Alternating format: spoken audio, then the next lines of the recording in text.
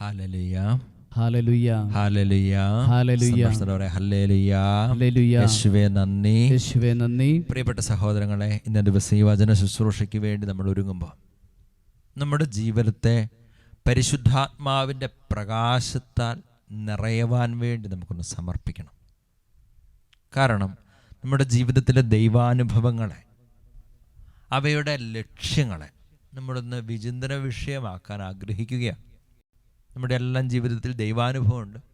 ഈ ദൈവാനുഭവത്തിൻ്റെ പിന്നിലെ ദൈവിക പദ്ധതി ഒന്ന് തിരിച്ചറിഞ്ഞ് അതിലേക്ക് പൂർണ്ണമായിട്ട് നമ്മെ സമർപ്പിക്കാൻ നമ്മൾ ആഗ്രഹിക്കണം. പരിശുദ്ധാത്മാവ് ഈ കൃപ നമുക്ക് നൽകട്ടെ. പരിശുദ്ധാത്മാവ് നമ്മെ പൂർണ്ണമായിട്ടും ഏറ്റെടുക്കുമ്പോൾ ഈ യാഥാർത്ഥ്യങ്ങളെ നമ്മുടെ ഹൃദയത്തിൽ ആത്മാവ് തന്നെ എഴുതി ചേർക്കും. അതുകൊണ്ടൊരു നിമിഷം കണ്ണുകൾ അടയ്ക്കാം.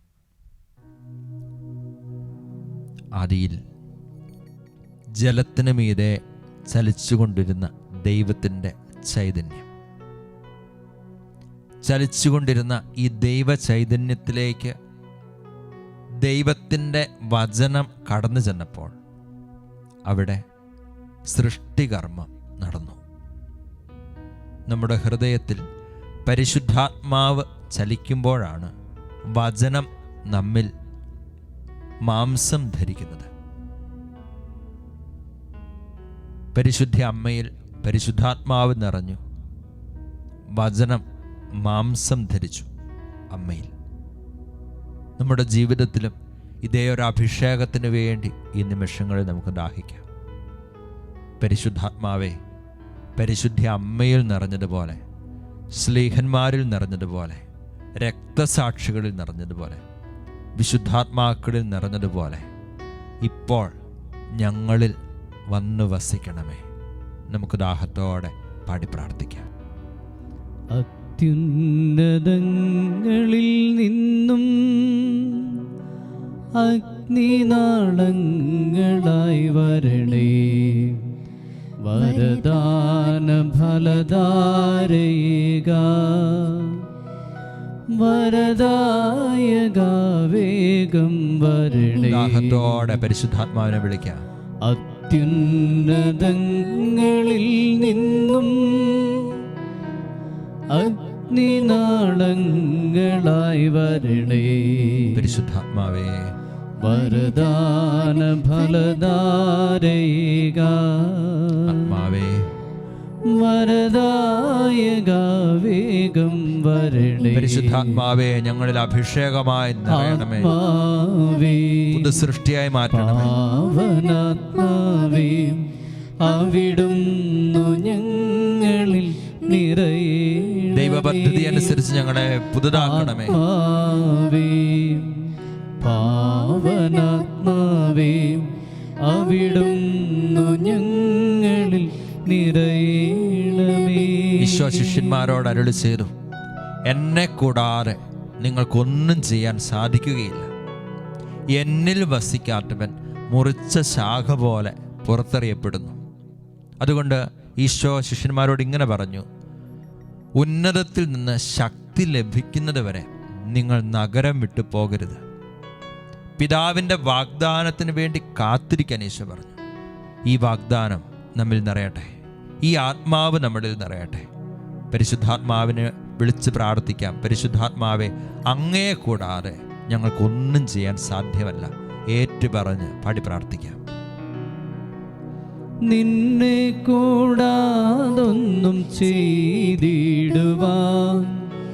ഞങ്ങൾക്കിന്നാവില്ല സ്നേഹരൂപാ. ദാഹത്തോടെ പറഞ്ഞ് പ്രാർത്ഥിക്കണം. നിന്നെ കൂടാതൊന്നും ചെയ്തിടുവാൻ ഞങ്ങൾക്കിന്നാവില്ല സ്നേഹരൂപാ. പരിശുദ്ധാത്മാവേ, സ്നേഹപ്രകാശമായി നീ വരണേ, സ്നേഹചൈതന്യം ചൊരിഞ്ഞിടണേ. പരിശുദ്ധാത്മാവേ, അങ്ങേ പ്രകാശങ്ങളിൽ വീശണമേ.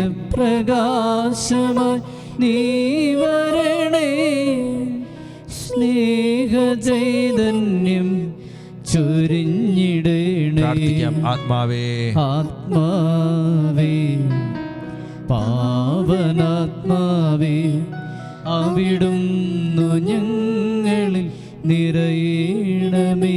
പരിശുദ്ധാത്മാവേ, ആത്മാവേ പാവനാത്മാവേ അവിടുന്നു ഞങ്ങളിൽ നിറയണമേ. ദൈവിക രഹസ്യങ്ങളെ നമ്മളിലേക്ക് നിറയ്ക്കുന്ന ആത്മാവിന്റെ ശക്തി പാവനാത്മാവേ ആഗ്രഹിച്ച് പ്രാർത്ഥിക്കട്ടെ. ഞങ്ങളിൽ നിറയണമേ. പൂർണ്ണമായിട്ടും കർത്താവിന്റെ കരങ്ങളിലേക്ക് വിട്ടുകൊടുത്ത് പരിശുദ്ധാത്മാവേ, പാവനാത്മാവേ വചനത്തിന്റെ അഭിഷേകം അവിടുന്നു ഞങ്ങളിൽ നിറയണമേ. പരിശുദ്ധാത്മാവേ, ഞങ്ങളുടെ ബുദ്ധിയെ പ്രകാശിപ്പിക്കണം, ഞങ്ങളുടെ മനസ്സിനെ ഏറ്റെടുക്കണം, ഞങ്ങളുടെ ചിന്തകളെ ഏറ്റെടുക്കണം. അവിടുന്നു ഞങ്ങളിൽ നിറയണമേ. സ്തുതിച്ച് പ്രാർത്ഥിക്കട്ടെ. ഹാലലിയ ഹാലലിയ ഹാലലിയ ഹാലലിയ ഹാലലിയ ഹാലലിയ. യേശുവേ, ആരാധന ആരാധന ആരാധന ആരാധന ആരാധന ആരാധന. പരിശുദ്ധാത്മാവേ നിറയണമേ. അഭിഷേകത്താൽ ഞങ്ങളെ ജ്വലിപ്പിക്കണമേ. ഞങ്ങളുടെ മനസ്സുകളെ അങ്ങ് തുറക്കണമേ. ഹൃദയത്തെ അങ്ങ് ജ്വലിപ്പിക്കണമേ. ദൈവസ്നേഹത്തിന്റെ അഗ്നി കൊണ്ട് ഞങ്ങളെ ജ്വലിപ്പിക്കണമേ. ഹാലലിയ ഹാലലിയ ഹാലലിയ ഹാലലിയ ഹാലലിയ. യേശുവേ, ആരാധന ആരാധന ആരാധന ആരാധന ആരാധന ആരാധന ആരാധന. ഹാലലിയ ഹാലലിയ ഹാലലിയ ഹാലലിയ ഹാലലിയ. യേശുവേ, ആരാധന ആരാധന ആരാധന ആരാധന. ആത്മാവേ പാവനാത്മാവേ അവിടുന്നു ഞങ്ങളിൽ നിറയണമേ. ഞങ്ങളുടെ അന്തരാത്മാവിൽ നിറയണമേ. ആത്മാവേ പാവനാത്മാവേ അവിടുന്നു ഞങ്ങളിൽ നിറയണമേ. പരിശുദ്ധ അമ്മയോട് ചേർന്ന് നമുക്ക് പ്രാർത്ഥിക്കാം. അമ്മ മാതാവേ, കൂടെ ആയിരിക്കണമേ. ഞങ്ങളെ ദൈവപുത്രൻ്റെ ഹൃദയത്തിനിണങ്ങിയ വിശുദ്ധ ജീവനങ്ങളാക്കി ഞങ്ങളെ രൂപാന്തരപ്പെടുത്താൻ അമ്മ ഞങ്ങൾക്ക് വേണ്ടി പ്രാർത്ഥിക്കണമേ. ഞങ്ങളെ സഹായിക്കണമേ. നന്മ നിറഞ്ഞ മറിയമേ സ്വസ്തി, കർത്താവ് അങ്ങയുടെ കൂടെ സ്ത്രീകളിൽ അനുഗ്രഹിക്കപ്പെട്ടവളാകുന്നു. അങ്ങയുടെ ദരത്തിന് ഫലമായി ഈശോ അനുഗ്രഹിക്കപ്പെട്ടവനാകുന്നു. പരിശുദ്ധ മറിയമേ, തമ്പുരാന്റെ അമ്മേ, പാപികളായ ഞങ്ങൾക്ക് വേണ്ടി ഇപ്പോഴും ഞങ്ങളുടെ മരണസമയത്തും തമ്പുരാനോട് അപേക്ഷിക്കണമേ. ആമേൻ.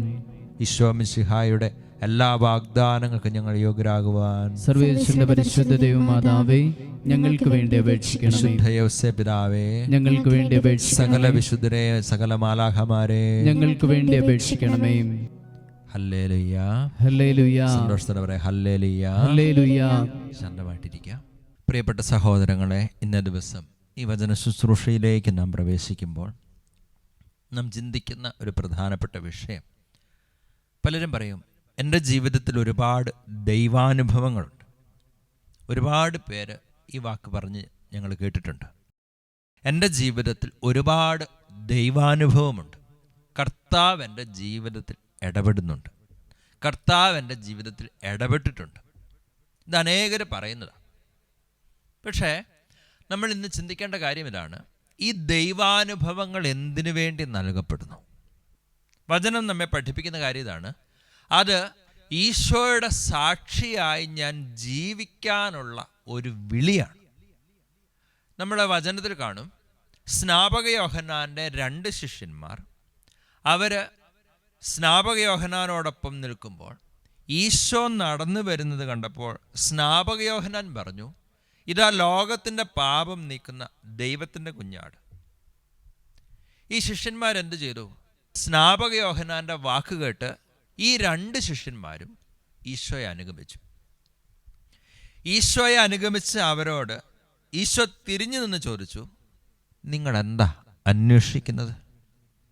അപ്പോൾ അവർ പറഞ്ഞു, ഗുരു, അങ്ങ് എവിടെ വസിക്കുന്നു? അപ്പോൾ ഈശോ പറഞ്ഞു, നിങ്ങൾ വന്നു കാണുക.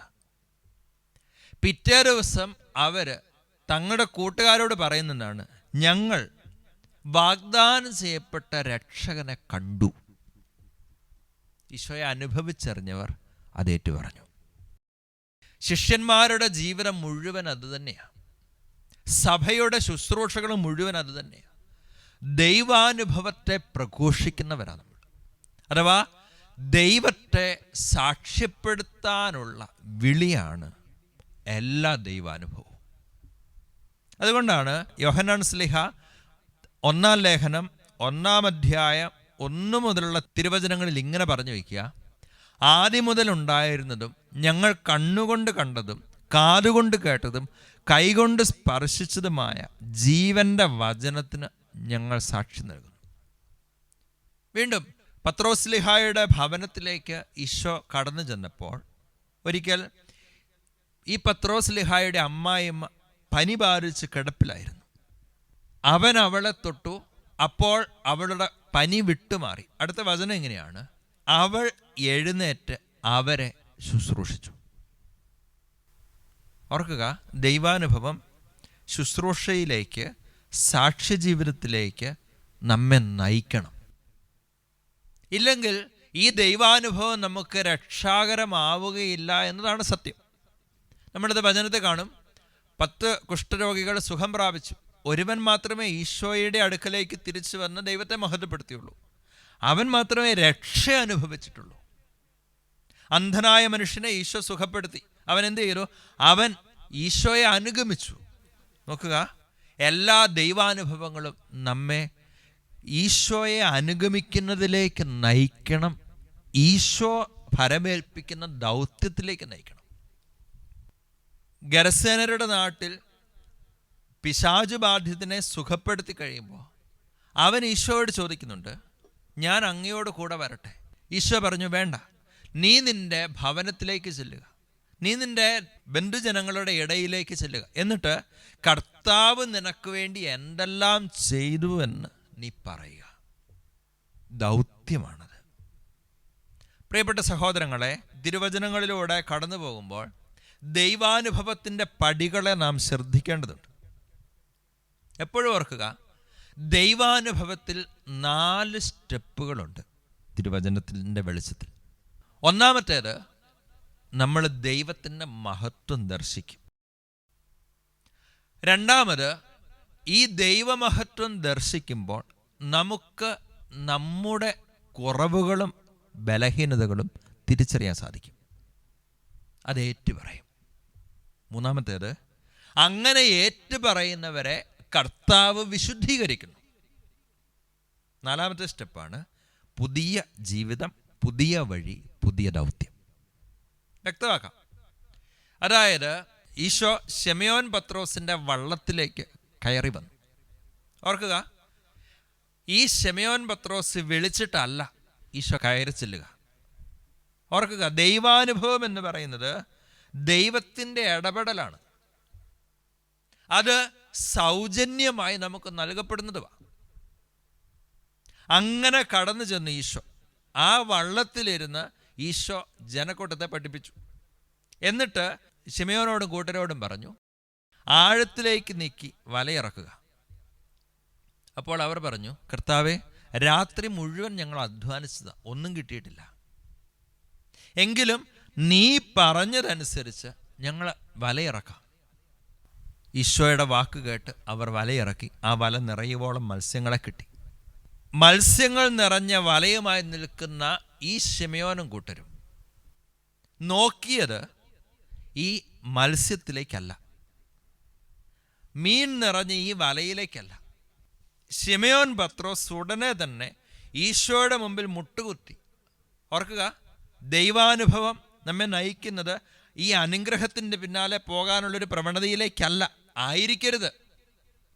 അതുകൊണ്ടാണ് യോഹന്നാൻ സുവിശേഷം 6-ാം അധ്യായം 27-ാം തിരുവചനത്തിൽ ദൈവവചനം ഇങ്ങനെ പഠിപ്പിക്കുന്നത്: നശ്വരമായ അപ്പത്തിനു വേണ്ടി അധ്വാനിക്കാതെ മനുഷ്യപുത്രൻ തരുന്ന നിത്യജീവന്റെ അനശ്വരമായ അപ്പത്തിനു വേണ്ടി അധ്വാനിക്കുക. അനുഗ്രഹം തന്നത് ഈ തന്ന കർത്താവിനെ തിരിച്ചറിയാൻ വേണ്ടിയിട്ടാണ്. ശിമയോൻ പത്രോസിൻ്റെ ജീവിതത്തിൽ ഈ ഒരു തിരിച്ചറിവുണ്ടായി. അവൻ എന്ത് ചെയ്തു? ഈശോയുടെ മുമ്പിൽ മുട്ടുകുത്തി. എന്നിട്ട് അവൻ വിളിച്ചു, കർത്താവേ. തൻ്റെ വള്ളത്തിൽ താൻ ക്ഷണിക്കാതെ കയറി വന്ന അതിഥി, ആധികാരികതയോടെ കയറി വന്ന അതിഥി എൻ്റെ ദൈവമാണ് എന്ന തിരിച്ചറിവ്, എൻ്റെ ജീവിതത്തിൻ്റെ ഉടയവനാണ് എൻ്റെ ഈ വള്ളത്തിലുള്ളത് എന്ന തിരിച്ചറിവ്. അതാ ഞാൻ പറഞ്ഞത്, ദൈവമഹത്വം ദർശിച്ചു, ദൈവിക ശക്തി തിരിച്ചറിഞ്ഞു. ശിമയോൻ പത്രോസിൻ്റെ ജീവിതത്തിൽ ഈ അനുഭവത്തിലേക്ക് അവൻ കടന്നു വന്നു. ഒന്നാമത്തെ കാര്യം അതാ. രണ്ടാമതെന്ന് സംഭവിച്ചു, അവൻ ഈ ദൈവിക പ്രഭയിൽ തന്നെ തന്നെ മനസ്സിലാക്കി. അതാണ് പറയുന്നത്, എന്നിൽ നിന്ന് അകന്നു പോകണമേ, ഞാൻ പാപിയായ മനുഷ്യനാണ്. അവനവനെക്കുറിച്ച്, അവനവൻ്റെ കുറവുകളെക്കുറിച്ച്, ബലഹീനതകളെക്കുറിച്ച് വ്യക്തമായിട്ട് ബോധ്യം കിട്ടും. എപ്പോൾ? നമ്മുടെ ജീവിതത്തിൽ ദൈവാനുഭവം ഉണ്ടാകുമ്പോൾ. തൻ്റെ കുറവുകളെ, ബലഹീനതകൾ തിരിച്ചറിഞ്ഞ അവൻ ഈശോയുടെ മുമ്പിൽ അത് ഏറ്റുപറഞ്ഞു. തിരിച്ചറിഞ്ഞ് മനസ്സിൽ വെക്കുമല്ല, അത് ഈശോയുടെ മുമ്പിൽ അത് ആയിരിക്കുന്ന അവസ്ഥയിൽ ഏറ്റുപറഞ്ഞു. അപ്പോൾ എന്ത് സംഭവിച്ചു? ഏറ്റുപറഞ്ഞ അവൻ്റെ ജീവിതത്തിലേക്ക് വിശുദ്ധീകരണം കടന്നു വരികയാണ്. ഈശോ പറഞ്ഞു, ഭയപ്പെടേണ്ട. അത് വിശുദ്ധീകരണമാണ്. കുറവുകളെ പരിഹരിക്കുന്ന കർത്താവിൻ്റെ കൃപ അവനിലേക്ക് ഇറങ്ങുകയാണ്. ഭയപ്പെടേണ്ട. നാലാമത്തെ കാര്യം, ഇപ്പോൾ മുതൽ നീ മനുഷ്യരെ പിടിക്കുന്നവരാകും. ഇപ്പോൾ മുതൽ നിങ്ങൾ മനുഷ്യരെ പിടിക്കുന്നവരാകും. പുതിയ ദൗത്യം, പുതിയ വഴി. അത് ശിഷ്യത്വത്തിൻ്റെ വഴി, സാക്ഷ്യത്തിൻ്റെ വഴി. അതുകൊണ്ട് നമ്മുടെ ജീവിതത്തിൽ ദൈവാനുഭവമുണ്ട് എന്ന് പറയുമ്പോൾ, നാം ഓരോരുത്തരും പലരോടും ഷെയർ ചെയ്യുമ്പോൾ നമ്മൾ ഓർക്കേണ്ട കാര്യം, ഈ ദൈവാനുഭവം എന്നെ ഈ സാക്ഷ്യത്തിൻ്റെ അനുഭവത്തിലേക്ക് നയിച്ചിട്ടുണ്ടോ? ഇല്ലെങ്കിൽ കർത്താവ് നമ്മെ ഓർത്ത് വേദനിക്കും. വീണ്ടും പഴയ നിയമത്തിൽ യെശയ്യാ പ്രവചനം 6-ാം അധ്യായത്തിൽ യെശയ്യാ പ്രവാചകനുണ്ടാകുന്ന ദൈവാനുഭവം നമ്മൾ കാണുന്നുണ്ട്. 6-ാം അധ്യായം 1 മുതൽ 4 വരെയുള്ള തിരുവചനങ്ങളിൽ നമ്മളിങ്ങനെയാണ് വായിക്കുക: ഉസ്സിയ രാജാവ് മരിച്ച വർഷം കർത്താവ് ഉന്നതമായൊരു സിംഹാസനത്തിൽ ഉപവിഷ്ടനായിരിക്കുന്നത് ഞാൻ കണ്ടു. അവിടുത്തെ ചുറ്റും സെറാഫുകൾ നിന്നിരുന്നു. അവയ്ക്ക് 6 ചിറകുകൾ വീതമുണ്ടായിരുന്നു.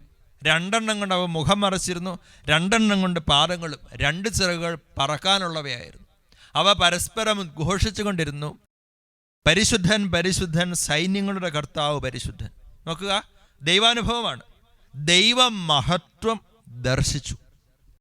ഈ ദൈവമഹത്വം ദർശിച്ച യെശയ്യാ പ്രവാചകന് ഉടനെ ഉണ്ടായ ഒരു അവബോധം എന്താ? അത് യെശയ്യാ പ്രവചനം 6-ാം അധ്യായം 5-ാം തിരുവചനം. ഞാൻ പറഞ്ഞു, എനിക്ക് ദുരിതം, ഞാൻ നശിച്ചു, കാരണം ഞാൻ അശുദ്ധമായ അധരങ്ങളുള്ളവനും അശുദ്ധമായ അധരങ്ങളുള്ളവരുടെ മധ്യേ വസിക്കുന്നവനുമാണ്. ദൈവാനുഭവം കർത്താവിനെ തിരിച്ചറിയുന്നു. 2, സ്വയം തിരിച്ചറിയുന്നു. തൻ്റെ കുറവുകൾ, തൻ്റെ നിസ്സാരത, തൻ്റെ ബലഹീനതകൾ എല്ലാം തിരിച്ചറിയുക. ആ കുറവുകളെ, അല്ലെങ്കിൽ ആ നിസ്സഹായ അവസ്ഥയെ, നിസ്സാര അവസ്ഥയെ ഏറ്റുപറഞ്ഞ പ്രവാചകന്റെ ജീവിതത്തിൽ ദൈവം വിശുദ്ധീകരണം നടത്തുകയാണ്. നമ്മളിങ്ങനെ വായിക്കും: അപ്പോൾ സെറാഫുകളിലൊന്ന് ബലിപീഠത്തിൽ നിന്ന് കൊടിൽ കൊണ്ടെടുത്ത തീക്കനലുമായി എൻ്റെ അടുത്തേക്ക് പറന്നു വന്നു. അവൻ എൻ്റെ അധരങ്ങളിൽ സ്പർശിച്ചിട്ട് പറഞ്ഞു, ഇത് നിന്റെ അധരങ്ങളെ സ്പർശിച്ചിരിക്കുന്നു, നിന്റെ പാപം ക്ഷമിക്കപ്പെട്ടു, നിന്റെ മാലിന്യം നീക്കപ്പെട്ടു. വിശുദ്ധീകരണം. തുടർന്ന് പ്രവാചകൻ ഒരു സ്വരം കേൾക്കുകയാണ്. അതിനുശേഷം കർത്താവ് അരുളി ചെയ്യുന്നത് ഞാൻ കേട്ടു: ആരെയാണ് ഞാൻ അയക്കുക? ആരാണ് നമുക്ക് വേണ്ടി പോവുക? ഉടനെ പ്രവാചകൻ പറയുക: ഇതാ ഞാൻ, എന്നെ അയച്ചാലും. പുതിയ ദൗത്യം, പുതിയ വഴി. പ്രിയപ്പെട്ട സഹോദരങ്ങളെ, നമ്മുടെ ജീവിതത്തിലെ എല്ലാ ദൈവാനുഭവത്തിൻ്റെ പിന്നിലും കർത്താവിൻ്റെ പദ്ധതി നാം സാക്ഷികളായി മാറുക എന്നതാണ്. ഈ ദൈവാനുഭവം എന്ന് പറയുന്നത് അത് നമ്മുടെ യോഗ്യത കൊണ്ട്, നമ്മുടെ പുണ്യം കൊണ്ട്, നമ്മുടെ പ്രാർത്ഥനയുടെ ബലം കൊണ്ട് നമ്മുടെ ജീവിതത്തിൽ സംഭവിക്കുന്നതല്ല. ഇത് സൗജന്യദാനമാണ്. സൗജന്യദാനം എന്ന് പറയുമ്പോൾ നമ്മൾ ഓർക്കണം, സൗജന്യമായതുകൊണ്ട് എല്ലാവർക്കും കിട്ടണമെന്നില്ല. കാരണം എന്താ? ചോദിക്കുന്നവർക്കാണ് സൗജന്യമായ ഈ ദാനം നൽകപ്പെടുന്നത്. സൗജന്യമായി കിട്ടും എന്നോർത്ത് ചോദിക്കാതിരുന്നാലോ? കിട്ടില്ല. അതേസമയം ദാഹത്തോടെ പ്രാർത്ഥിക്കുന്നവർക്ക് യോഗ്യത നോക്കാതെ കർത്താവ് തൻ്റെ മഹത്വം, തൻ്റെ സാന്നിധ്യത്തിൻ്റെ അനുഭവം നൽകും. വിശുദ്ധീകരണം സംഭവിക്കും അവിടെ. ഈ അനുഗ്രഹങ്ങൾ തരുമ്പോൾ, ഈ ദൈവാനുഭവത്തിലേക്ക് കർത്താവ് നയിക്കുമ്പോൾ, ജീവിതത്തിൽ അനുഗ്രഹങ്ങൾ സ്വന്തമാക്കുമ്പോൾ, ഈ അനുഗ്രഹങ്ങളാണ് ഇതിൻ്റെ ലക്ഷ്യമെന്ന് നമ്മൾ ചിന്തിക്കരുത്. അങ്ങനെ ചിന്തിക്കുന്നിടത്താണ് ദൈവാനുഭവങ്ങൾ അതിൻ്റെ യഥാർത്ഥ ഫലത്തിലേക്ക് എത്താതെ വരിക. ഞാൻ പറഞ്ഞു, 10 കുഷ്ഠരോഗികളിൽ 9 പേർക്കും സംഭവിച്ച അബദ്ധം അതാണ്. യൂദാസ് ഈശോ തൻ്റെ പരസ്യ ജീവിതത്തിൽ പ്രവർത്തിച്ച എല്ലാ അത്ഭുതങ്ങളും കണ്ണ് തുറന്ന് കണ്ട മനുഷ്യനാണ് യൂദാസ്. പക്ഷേ അവയുടെ ലക്ഷ്യം ഈശോയുടെ മനസ്സറിയാൻ സാധിക്കാത്തത് കൊണ്ട് യൂദാസ് വീണുപോയി. പ്രിയപ്പെട്ട സഹോദരങ്ങളെ, നമ്മുടെ ജീവിതത്തിലെ ദൈവാനുഭവങ്ങളെ, നമ്മുടെ ജീവിതത്തിൽ കർത്താവ് നയിച്ച വഴികളെ ആത്മാർത്ഥമായി തിരുമുൻപിൽ നമുക്ക് വിചിന്തനത്തിന് വിഷയമാക്കണം. ഈ ഒരു അനുഗ്രഹം എനിക്ക് തന്നപ്പോൾ എൻ്റെ കർത്താവ് എന്നിൽ നിന്ന് പ്രതീക്ഷിച്ച ഫലം എനിക്ക് പുറപ്പെടുവിക്കാൻ സാധിച്ചോ? ഇത് ആത്മശോധനയ്ക്ക് വിഷയമാക്കണം. ഇല്ലെങ്കിൽ എന്ത് സംഭവിക്കും? അനുഗ്രഹമാകേണ്ട നമ്മുടെ ജീവിതം അനുഗ്രഹമാകാതെ പോകും, നാശത്തിലേക്ക് വീണുപോകും. യെശയ്യാ പ്രവചനം 5-ാം അധ്യായത്തിൽ കർത്താവ് വളരെ മനോഹരമായ ഒരു ഉപമ പറയുന്നുണ്ട്. മലമുകളിൽ എൻ്റെ പ്രിയപ്പെട്ടവന് വേണ്ടി ഞാനൊരു മുന്തിരിത്തോട്ടം നട്ടുപിടിപ്പിച്ചു. കല്ല് കിളച്ച് മാറ്റി, കളകൾ പറിച്ചു നീക്കി, നിലം നന്നായിട്ടൊരുക്കി, ഏറ്റവും വിശിഷ്ടമായ മുന്തിരിച്ചെടി ഞാൻ നട്ടുപിടിപ്പിച്ചു. ഈ മുന്തിരിത്തോട്ടത്തിന് ചുറ്റും ഞാൻ വേലി കെട്ടി, കാവൽ മാടം പണിതു, മുന്തിരിച്ചക്ക് സ്ഥാപിച്ചു. ഈ മുന്തിരിത്തോട്ടം വിശിഷ്ടമായ നല്ല മുന്തിരിപ്പഴം നൽകുമെന്ന് പ്രതീക്ഷിച്ച് ഞാൻ കാത്തിരുന്നു. പക്ഷേ ഈ മുന്തിരിത്തോട്ടം എനിക്ക് വേണ്ടി പുറപ്പെടുവിച്ചത് കാട്ടുമുന്തിരിപ്പഴമാണ്. എന്താ ഇതിൻ്റെ അർത്ഥം? പ്രിയപ്പെട്ട സഹോദരങ്ങളെ, ഈ ജീവിതത്തിൽ നമുക്ക് ലഭിച്ചതൊക്കെ ദൈവം നമുക്ക് സൗജന്യമായി നൽകിയതാണ്, ദാനമായി ഒരുക്കിയതാണ്. നമ്മുടെ കുടുംബം നിലം ഒരുക്കി മുന്തിരിച്ചെടി നട്ടുപിടിപ്പിക്കുന്നത് പോലെ നമ്മുടെ കുടുംബത്തെ നമുക്ക് വേണ്ടി കർത്താവ് ഒരുക്കി. നമ്മുടെ ദേശത്തെ ഒരുക്കി, നമ്മുടെ മാതാപിതാക്കളെ ഒരുക്കി, നമ്മുടെ സഹോദരങ്ങൾ, വിദ്യാഭ്യാസം ലഭിക്കാനുള്ള അവസരങ്ങൾ, അതിനേക്കാളുപരി കൂദാശകളുടെ ഒരു സംരക്ഷണ വലയം, ക്രൈസ്തവമായ അന്തരീക്ഷം. ഇങ്ങനെ ചിന്തിച്ചാൽ നമ്മുടെ ജീവിതത്തിലേക്ക് ലഭിച്ച നന്മകൾ എത്രയോ അധികമാണ്. ഈ നന്മകൾ നമുക്ക് നൽകപ്പെടുമ്പോൾ ദൈവം ആഗ്രഹിക്കുന്ന എന്താ? നന്മയുടെ, കൃപയുടെ ഫലങ്ങൾ പുറപ്പെടുവിക്കണം, സാക്ഷ്യ ജീവിതത്തിൻ്റെ ഫലം പുറപ്പെടുവിക്കണം. പറ്റുന്നുണ്ടോ? ആത്മശോധനയ്ക്ക് വിഷയമാക്കേണ്ടതാ. എന്നിൽ നിന്ന് പുറപ്പെടുന്ന ഫലവേദ. എൻ്റെ ജീവിതം കണ്ടിട്ട് എൻ്റെ കർത്താവിനെ തിരിച്ചറിയാൻ സാധിക്കുന്ന വിധം എൻ്റെ ജീവിതത്തിൽ അവിടുത്തെ വചനം പ്രശോഭിക്കുന്നുണ്ടോ? അതുകൊണ്ടാണ് ഈശോ പറയുക, യോഹന്നാൻ സുവിശേഷം 13-ാം അധ്യായം 34-35 തിരുവചനങ്ങൾ പറഞ്ഞു വയ്ക്കുക, ഒരു പുതിയ കൽപ്പന ഞാൻ നിങ്ങൾക്ക് നൽകുന്നു, നിങ്ങൾ പരസ്പരം സ്നേഹിക്കുവിൻ. ഞാൻ നിങ്ങളെ സ്നേഹിച്ചതുപോലെ നിങ്ങളും പരസ്പരം സ്നേഹിക്കുവിൻ. അടുത്ത വചനം ശ്രദ്ധിക്കണം. നിങ്ങൾക്ക് പരസ്പര സ്നേഹമുണ്ടെങ്കിൽ അതുവഴി ലോകമറിയും നിങ്ങൾ എൻ്റെ ശിഷ്യന്മാരാണെന്ന്. നോക്കുക, ഈ സാക്ഷ്യ ജീവിതം എന്ന് പറയുന്നത് നാം ഈശോയെ കണ്ടുവെങ്കിൽ ആ ഈശോയെ പോലെ നാം ആയിത്തീരുന്നതാണ്. പരിശുദ്ധാത്മാവിൻ്റെ ഫലങ്ങളാൽ നിറഞ്ഞ ജീവിതം. പ്രിയപ്പെട്ട സഹോദരങ്ങളെ, അങ്ങനെ സാക്ഷ്യം നൽകുന്നിടത്തെ ക്രൈസ്തവ ജീവിതം അർത്ഥപൂർണമാകുന്നുള്ളൂ. യോഹന്നാൻ സുവിശേഷം 8-ാം അധ്യായം 12-ാം തിരുവചനത്തിൽ നമ്മൾ വായിക്കും, ഞാൻ ലോകത്തിൻ്റെ പ്രകാശമാണ്, എന്നെ അനുഗമിക്കുന്നവൻ അന്ധകാരത്തിൽ നടക്കുകയില്ല, അവന് ജീവൻ്റെ പ്രകാശം ഉണ്ടായിരിക്കും. അതേ ഈശോ ശിഷ്യന്മാരെ നോക്കി പറഞ്ഞു, നിങ്ങൾ ലോകത്തിൻ്റെ പ്രകാശമാണ്. അതായത് ഈശോയാകുന്ന പ്രകാശത്തെ ജീവിതത്തിൽ സ്വീകരിച്ച് അത് മറ്റുള്ളവരിലേക്ക് പ്രതിഫലിപ്പിക്കേണ്ടവരാണ് നമ്മൾ. എങ്ങനെയാണത്? വചനം പറയുക, മറ്റുള്ളവർ നിങ്ങളുടെ സൽപ്രവർത്തികൾ കണ്ട്, എങ്ങനെ? സൽപ്രവർത്തികൾ കണ്ട് സ്വർഗസ്ഥനായ നിങ്ങളുടെ പിതാവിനെ മഹത്വപ്പെടുത്തേണ്ടതിന് നിങ്ങളുടെ വെളിച്ചം അവരുടെ മുൻപിൽ പ്രകാശിക്കട്ടെ. വിളിയാണിത്, ദൗത്യമാണിത്. ഈ ദൗത്യം നമ്മുടെ ജീവിതത്തിൽ പൂർത്തീകരിക്കുവാൻ പരിശുദ്ധാത്മാവ് നിറയണം. ആത്മാവിൻ്റെ അഭിഷേകം സ്വീകരിക്കണം ശിഷ്യന്മാരെ പോലെ. പ്രിയപ്പെട്ട സഹോദരങ്ങളെ, അതുകൊണ്ട് ദൈവാനുഭവങ്ങളുടെ പിന്നിലെ ദൈവപദ്ധതി തിരിച്ചറിഞ്ഞ് ആ ദൈവപദ്ധതിക്ക് വേണ്ടി നമ്മെ സമർപ്പിക്കുവാൻ നമുക്ക് സാധിക്കട്ടെ. അതിനുള്ള കൃപയ്ക്കായി നമുക്ക് പ്രാർത്ഥിക്കാം. ഒരു നിമിഷം ദൈവസന്നിധിയിൽ നമുക്ക് കണ്ണുകൾ അടച്ച് കരങ്ങൾ കൂപ്പി പ്രാർത്ഥിക്കാം. ഇക്കേട്ട വചനങ്ങളെ നമ്മുടെ ജീവിതത്തിലേക്ക് ഏറ്റെടുക്കാൻ പരിശുദ്ധാത്മാവ് നമ്മെ ശക്തിപ്പെടുത്തട്ടെ. ദൈവാനുഭവങ്ങൾ ജീവിതത്തിൽ സാക്ഷ്യത്തിലേക്ക് നയിക്കാൻ തക്ക വിധം ആത്മാവിൻ്റെ ശക്തി നമ്മളിൽ വെളിപ്പെടാൻ ആഗ്രഹിക്കാം. നമ്മുടെ എല്ലാ നിയോഗങ്ങളെയും ദൈവസന്നിധിയിൽ സമർപ്പിക്കാം. പരിശുദ്ധാത്മാവെ, ശിഷ്യന്മാരെ രൂപാന്തരപ്പെടുത്തിയതുപോലെ ഞങ്ങളെയും അങ്ങ് രൂപാന്തരപ്പെടുത്തണമേ.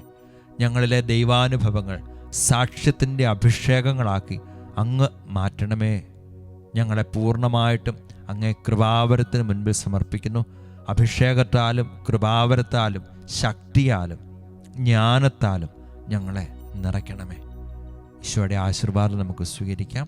നമ്മുടെ കർത്താവ് ഈശോ മിശിഹായുടെ കൃപയും പിതാവായ ദൈവത്തിൻ്റെ സ്നേഹവും പരിശുദ്ധാത്മാവിൻ്റെ നിത്യസഹവാസവും നാം എല്ലാവരോടും കൂടെ ഉണ്ടായിരിക്കട്ടെ, ഇപ്പോഴും എപ്പോഴും എന്നേക്കും.